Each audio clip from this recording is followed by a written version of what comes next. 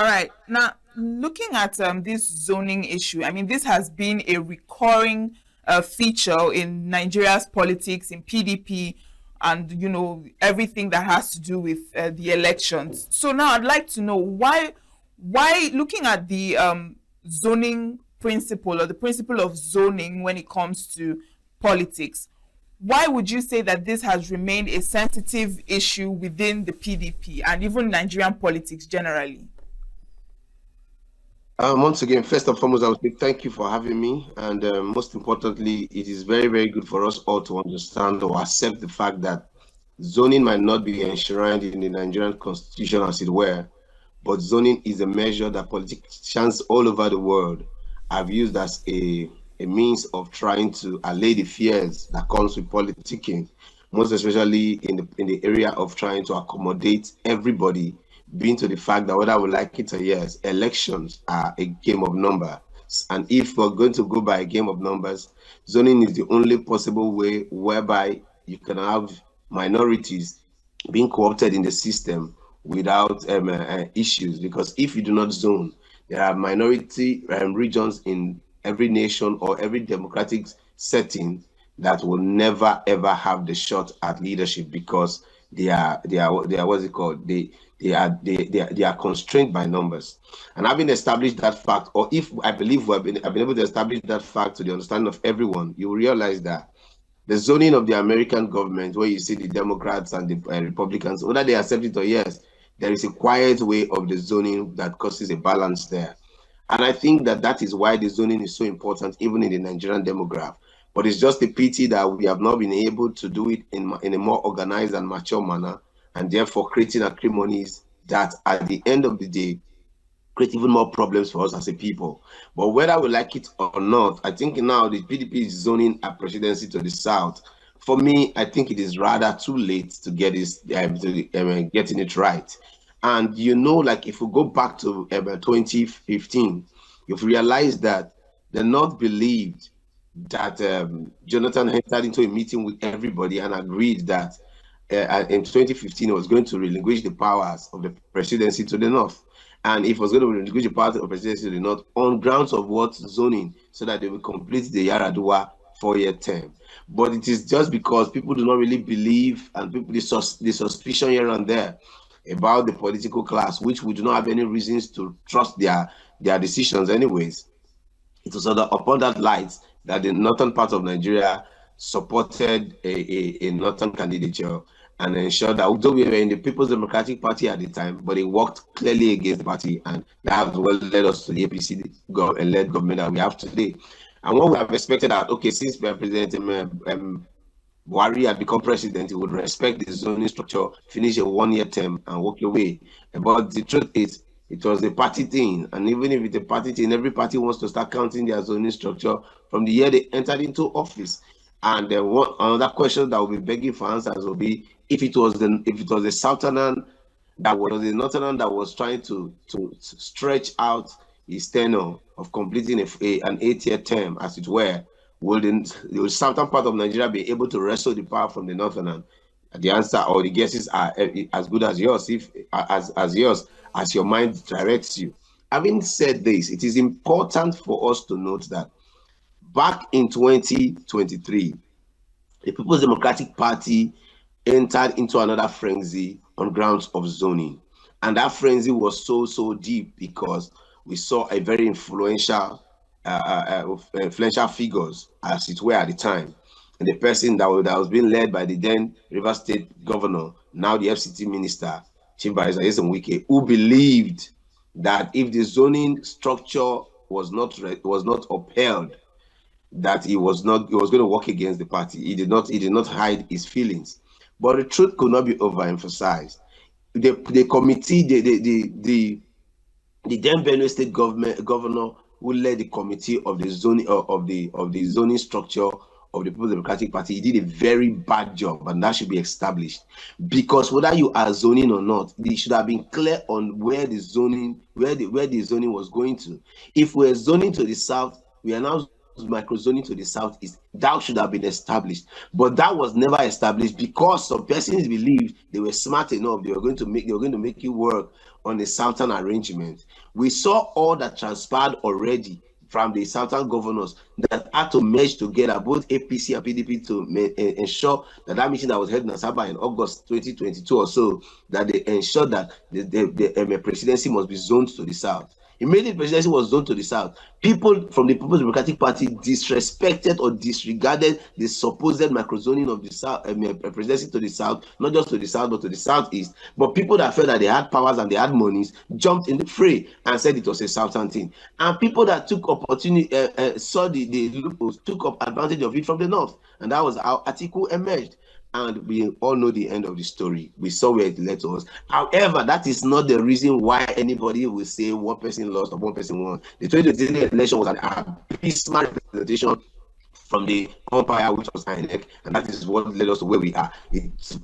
I want to make this point very, very clear, because it was not the reason why People's Democratic Party lost or the Labour Party lost. No. What made these persons lost is a clear-cut shortcomings of the electoral umpire, which is INEC, and until that can be rectified, I don't think the zoning is equally the problem even going forward, because I think even at this point in time, our major problem still remains the electoral umpire, its unbiasedness and sincerity to carry out the duties as they are stipulated it on paper. Exactly. Now, you've said quite a lot, and one of the things you said that caught my attention is the idea of microzoning and the concerns around that. Because, beyond zoning to the south, there is, like you said, the talk of microzoning either to the southwest or southeast or south-south.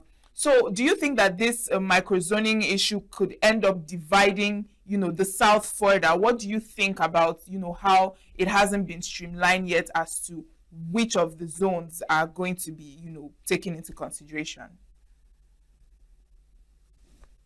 Thank you for the question. It's a very intelligent question, and I will do my best to answer it as best as I can. But let it be very, very clear that we are not. Let it be very clear that we are not by any means saying that a particular zone at any particular point in time was pinpointed by constitution to be the ones to carry the to run to bear the flag of either of the parties. But we are saying by the conscience and the spirit of party zoning, it was meant to be microzoned to the southeast in 2023.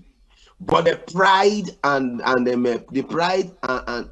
arrogance and desire of some very few persons in the People's Democratic Party, ably led by the two front runners at the time, Alhaji Atiku Abubakar and Chief Barrister Nyesom Wike, made sure that did not see the light of day.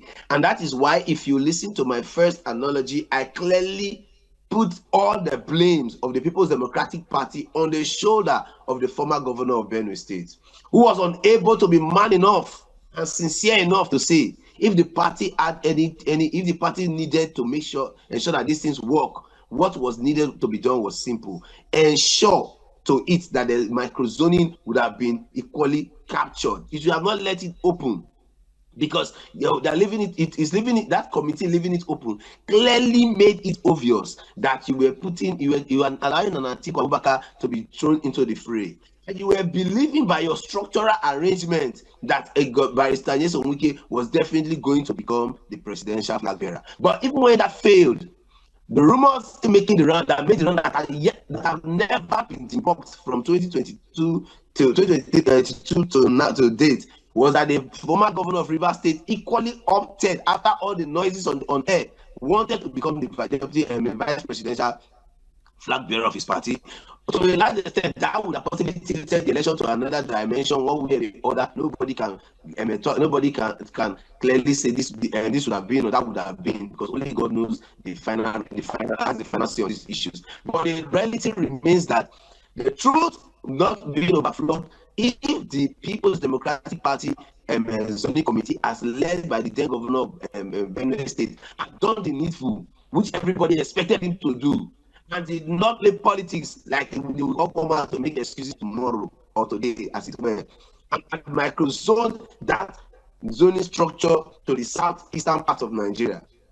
Because whether you like it or yes, when you talk about the South as it is today, three parts of this country make up the South. The Southwest had been captured by Obasanjo's tenure. The South had been captured by Jonathan's tenure. And the Southeast is the only zone that is yet to be represented in the zoning arrangement. And upon that strength, one would have expected a southeastern what's it called, presidential flag bearer for the People's Democratic Party in 2023. And everybody, without listen, everybody knew where and how it should have gone. But because people felt that they were more Nigerians than the other person, they were more political than the other person, they know how to play the dirty politics, and they saw that was what led the party to where it went. And at the end of the day, like I see made clear and bold to state, these were not the reasons that turned out the outcome of the result. We saw a very mafioso, evil kind of politicking, and as led by the electoral umpire up until date that nobody can come out to justify and excuse them of. So whether we like it or yes, I think even at this point in time, for me, the zoning structure of the People's Democratic Party is coming rather too late. It is not about a zoning thing right now. It's about the credibility of a party, of a personality. Anybody the People's Democratic Party is going to be fielding for the 2027 election, it's about the credibility, not just the People's Democratic Party, the entirety of the opposition. If they come together and see to it that say to it that yes, we are feeding a person with a level of credibility and acceptance by the Nigerian people, only then and only then can we now say something can come out of it. Outside of that, I can bet you for free, nothing tangible will come out of it done in the opposition. Right. Now let's look at the position of the North, because the northern political groups now are criticizing the decision to zone the presidency to the south, and it's saying that it alienates them being coming from the north. So I'd like to know, what do you think about the reaction that the northern bloc has concerning this zoning to the south? Whether you like it or yes, the truth remains what it is. The southern politicians that over the years made themselves puppets to the northern politicians today. This is the reality. No matter who the politician is, no matter the office he or she wants to claim to have, these are my opinions, and these are the things I think are considered realities on ground. And what are these realities and what are my opinions? Opinions are very clear and straight. The northern class of northern politicians consider themselves the best of people to sit in the office of the presidency. They consider themselves the most popular people who have the voting strength, and to marshal out people to ensure that things are done, go their way. The northern political class have again and again clearly told the southern political class that they must decide their fate at every given instance. And until the southern political class stand up to say this is what it ought to be.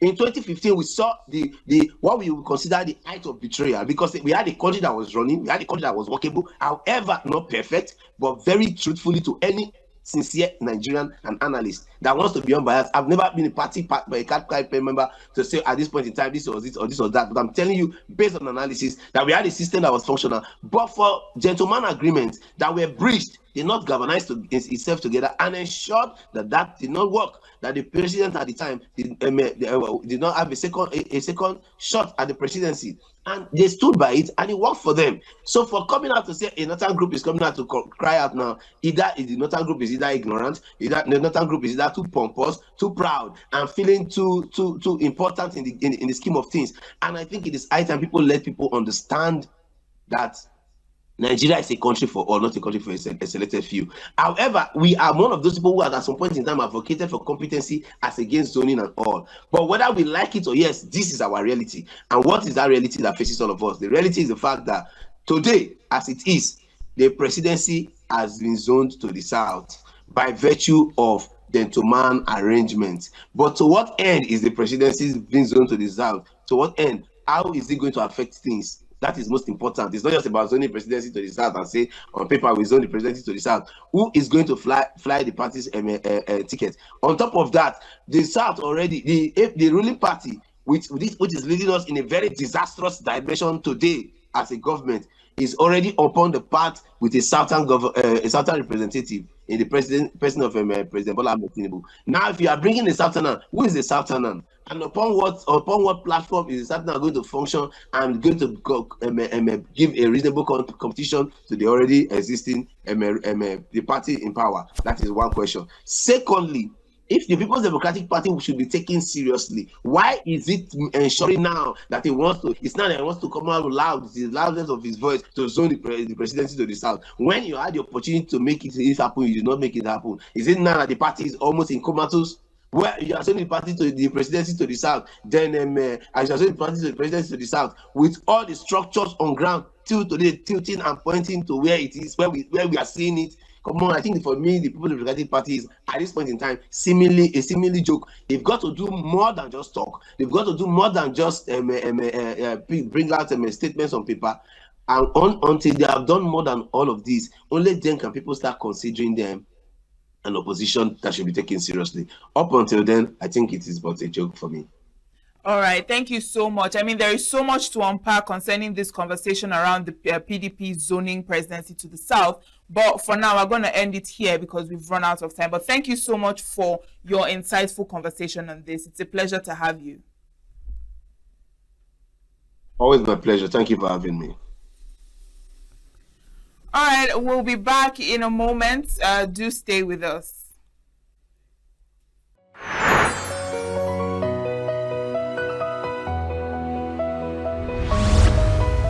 Save Nature TV, news in your pocket.